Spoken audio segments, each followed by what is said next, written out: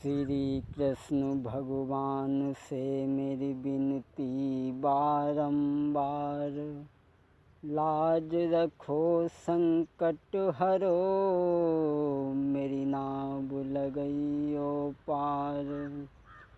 तो हे दुर्गा मेरी मात शरण में परो, विनय कुमार सेवक अपनो जान, आज सुधि ले हमारी। हाँ भैया, आज हम आपको गांधारी का श्राप,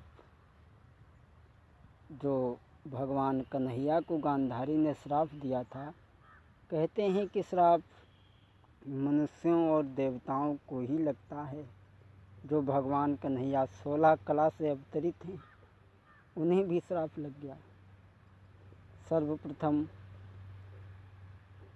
पद की लाइन, निरखत चलो मनुआ गैल सगरी, निरखत चलो मनुआ गैल सगरी, गैल सगरी हो गैल सगरी, गैल सगरी हो गैल सगरी, निरखत चलो मनुआ गैल सगरी।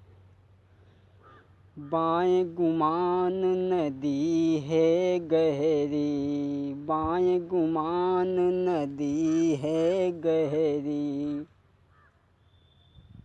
दाएं मोह नदी गहरी, निरखत चलो मनुआ गैल सगरियो, निरखत चलो मनुआ गैल सगरी।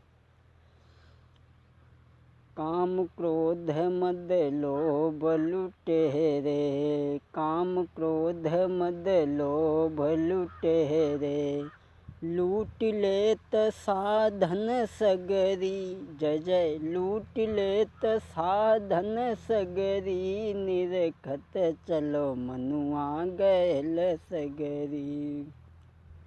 वे मनु पथिक संभल के चलना, वे मनु पथिक संभल कर चलना, बहुत दूरी है आहा, बहुत दूरी है तब नगरी, निरखत चलो मनुआ गैल सगरी। राह सुलभ मुँह कानन जब ही, राह सुलभ मुँह कानन जब ही, जब सतगुर बहिया पकड़ी, निरखत चलो मनुआ गैल सगरी। जब महाभारत का युद्ध समाप्त हो गया, तब पांडव अपने विजय महोत्सव को मनाने में लग गए। तैयारियां हो रही हैं। विजय महोत्सव का बाज रहा है साज, अंतःपुर से रुधन की आई तब आवाज। सभी पांडव अपने विजय महोत्सव को मनाने में लगे हैं, और इधर अंतःपुर से रोने की आवाज़ आई। ये आवाज़ किसकी थी? द्रौपदी की। गिर गई द्रौपदी पे एक साथ बिजलियाँ, हाय वो पाँच पाँच, गिर गई द्रौपदी पे एक साथ बिजलियाँ, हाय वो पाँच पाँच, रोती है बच्चों को लेकर अति दुखी बहुत है भारी है। द्रौपदी रो रही है। अश्वत्थामा ने 5 बच्चों के सर काट लिए। द्रौपदी रो रही है डेरों में। आज द्रौपदी रो रही है और रो कर के कहने लगी, लेकिन भक्तों, हो जाए कौन सी बिजलियाँ? हो जाए पिता पाषाण किंतु, हो जाए पिता पाषाण किंतु माँ सदा फूल सी खिलती है, हो जाए पिता पाषाण किंतु माँ सदा फूल सी खिलती है, खो जाए एक भी लाल अगर जीवन भर माँ वो रोती है। आज द्रौपदी रो रही है और कह रही है और भक्तों, कह रही है द्रौपदी रो कर के, पांचों ही प्राण नहीं तन में आहा। भक्तों, पिता का प्यार बच्चे के प्रति होता है, लेकिन जो प्यार बच्चे के प्रति माँ का है वो पिता का प्यार कभी बराबरी नहीं कर सकता। हालांकि पिता का प्यार बच्चे के लिए होता है, लेकिन माँ का प्यार से बराबरी नहीं कर सकता। माँ मलमूत्र धोती है, टट्टी पेशाब करती है, उठाती है और बच्चे को पालती है। अगर एक भी लाल खो जाए तो वो जीवन भर भुला नहीं पाती। खो जाए एक भी लाल अगर जीवन भर माँ वो रोती है। द्रौपदी रो रही है, कह रही है, पांचों ही प्राण नहीं तन में अब बाकी क्या है। पांचों ही प्राण नहीं तन में अब बाकी क्या है। पांचों ही लाल मिर्च चले गए, पांचों ही प्राण मिर्च चले गए, अब बाकी तन में क्या है। द्रौपदी रो रही है, मेरे तो पांचों प्राण चले गए। और भक्तों, रामायण में भी स्वामी तुलसीदास बाबा ने बताया है कि छिटि जल पावक गगन समीरा, पंच रचित याह अधम शरीरा। इन्हीं तो शरीर हमारा बना है। द्रौपदी रो रही है और कह रही है, जो मेरा हो मेरी सुन ले, जो मेरा हो मेरी सुन ले, शपथ अवश्य लेनी होगी। जो मेरा है मेरी सुन ले, जो मेरा है मेरी सुन ले, और प्रतिशोध अभी करना होगा। हत्यारे अश्वत्थामा को भरपूर दंड देना होगा। द्रौपदी रो रही है। तभी धर्मराज कहने लगे, त्याग दो प्रिय ये क्रोध, प्रतिशोध की भावना दुनिया में है बहुत बुरी। प्रतिशोध की भावना बहुत बुरी है, धर्मराज का वाक्य है। क्योंकि स्वयं प्रतिशोध अपने आप को चैन नहीं लेने देता है, न तो दूसरे को चैन से बैठने देता है। इसलिए हमारी इस कैसेट को सुन कर के प्रतिशोध की भावना को दूर करें। कहे उठे भगवान भी, तब तक भगवान का नहीं आ गए, मरे हुए बालक जब नहीं जिएंगे तो क्या होगा उस ब्राह्मण को मार। कहने लगे, जब मरे हुए बालक जी नहीं सकते तो उस ब्राह्मण को मार के क्या होगा। जो इतनी बात सुनी सो द्रौपदी के जाकर के तीर सी लगी और बोली, द्रौपदी कह उठी ये बातें, द्रौपदी कह उठी ये बातें, करनी थी दुखी देवकी से। 7 बालक जेल में गए, 7 बालक जेल में मरे, उस माता से जाकर पूछो। द्रौपदी कहने लगी, भैया ये क्या कह रहे हो।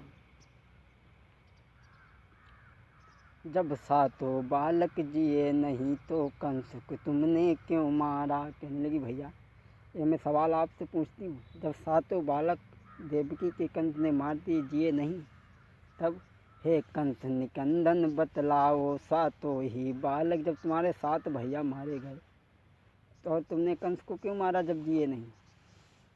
हे कंस निकंदन बतलाओ, 7 भैया जब मारे गए, फिर कंस को तुमने क्यों मारा। कहने लगी, तुमने कंस को क्यों मारा।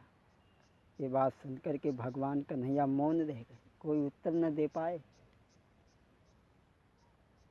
भीम उठ कर खड़े हुए लेके गदा हाथ, बोले मैं उस नीच को मारूंगा तत्काल, बोले मैं उस नीच को मारूंगा तत्काल। उसी समय भीम ने प्रण कर लिया।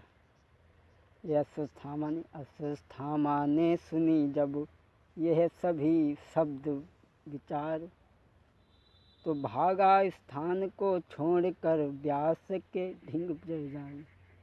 स्थान को छोड़ करके अश्वत्थामा भागा। जब सुना तो व्यास जी के आश्रम पर पहुंच गया और वहाँ पूजा करने लगा।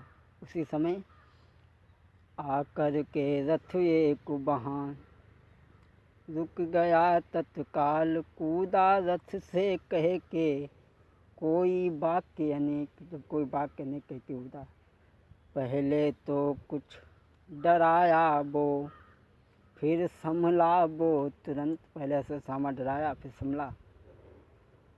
और मंत्र बोल के धनुष पर ली ब्रह्मास्त्र चढ़ाई, मंत्र बोल कर ब्रह्मास्त्र को उसने लिया संहारे। ब्रह्मास्त्र को चढ़ा लिया। और जब तक एक और रथ आ गया अर्जुन का,